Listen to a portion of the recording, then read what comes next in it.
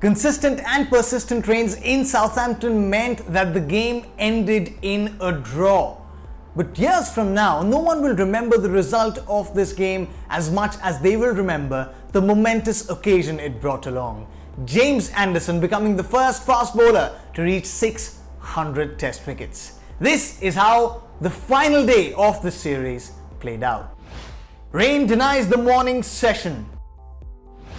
James Anderson's wait finally ends as the game ends in the inevitable draw.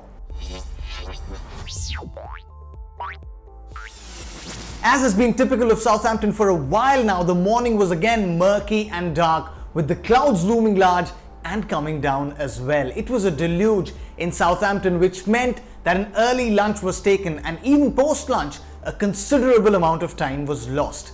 But the umpires went out for inspection. The Super Soppers worked overtime, meaning that there was still some chance of a play to happen, and it did with extended sessions.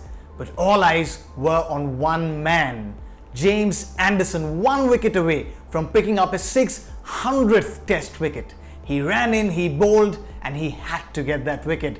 He got Azhar Ali to edge at one, Joe Root catching him in the slips.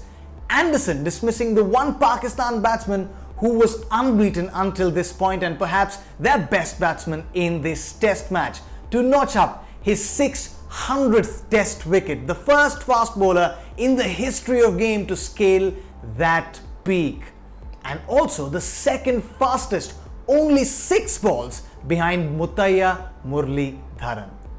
Post that though, England seemed like they were in a hurry to get to the new ball, and that is why Joe Root employed spinners from both ends to get through the overs quickly.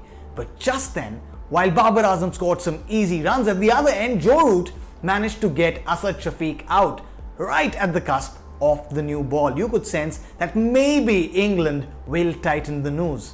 And once the new ball came and it didn't do much, you knew that the formality was coming. As soon as the umpire signaled for the final hour of the play to begin, Joe Root shook hands with Babar Azam and Fawad Alam out in the middle, the game ending in a draw. England winning their first test series against Pakistan since 2010, while both teams split 13 points each in the World Test Championship points table.